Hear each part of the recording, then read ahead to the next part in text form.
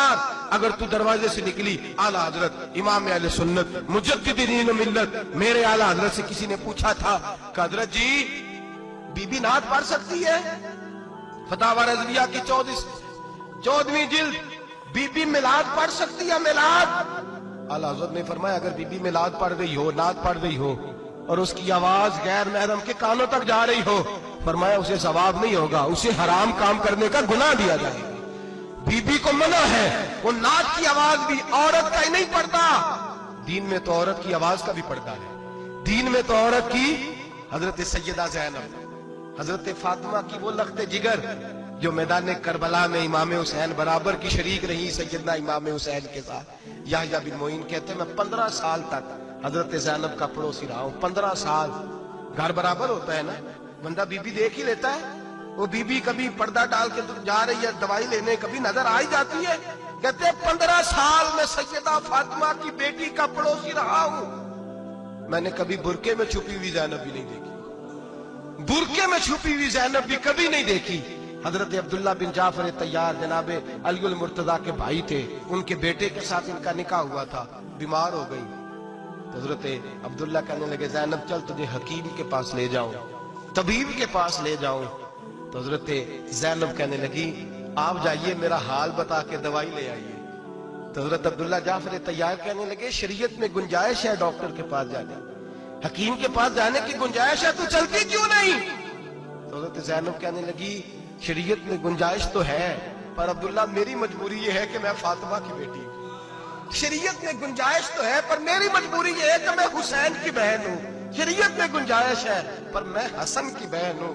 शरीयत में बड़ी गुंजाइश है पर लोग मुझे मोहम्मद अरबी की नवासी कहते हैं। गुंजाइश तो है पर मैं नहीं ना निकल सकती, इसलिए कि जितना कोई अपने आप को दीन के करीब जानता है उतना उसके पैरों में शरीयत की जंजीरें ज्यादा होती हैं। तो जनाब सैयदना अब्दुल्ला कहने लगे अगर तू पर्दा कर गई, अगर तू चली गई, तो फरमाने लगे ये तो अल्लाह की मशीयत है, तू दवाई ला दे ताकि मैं खा लूं, और अगर मैं चली गई तो मैं अपनी माँ से जाके कहूंगी कि अम्मा सारी तकलीफें मैंने छाती पे बर्दाश्त की हैं पर मैंने तेरे पर्दे पर आंच नहीं आने दी।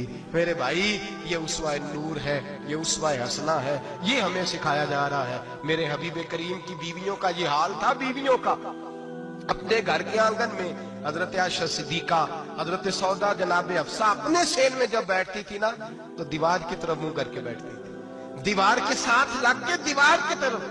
बीबियां अपने घर के अंदर भी दीवार की जानब मुंह करके बैठती थी।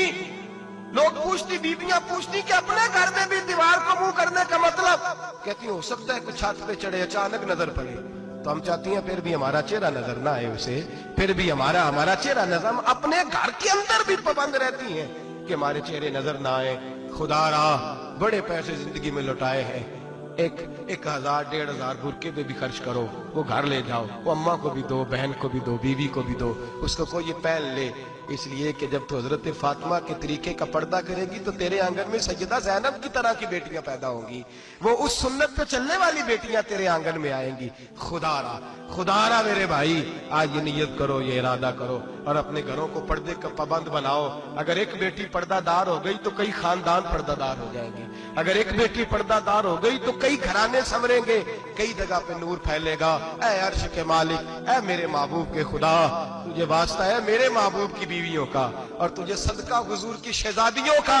ऐ अल्लाह इतना करम बरसा, इतनी रहमत बरसा कि मेरे वतन की बेटियां और मेरे वतन की माएं बहनें बच्चियां ये समझ जाए कि हमारी निजात सिर्फ हजरत फातिमा के बुरके में है, हजरत आयशा के पर्दे में है, सैयदा खदीजातुल कुबरा के हिजाब में है। अल्लाह करे ये समझ जाए और ये जब भी सजदा करें तुझसे हयाई मांगे, ये तुझसे जब भी सजदा करें ये तुझसे अपने लिए चादर ततहीर और पर्दा तनवीर ही मांगे।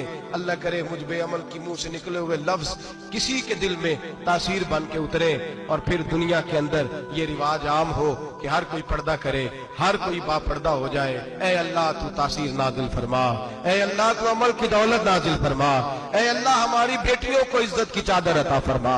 हमेशा मिदहत खैरुल अनाम में गुजरे, दुआ है ये उम्र दरूद सलाम में गुजरे। आखिर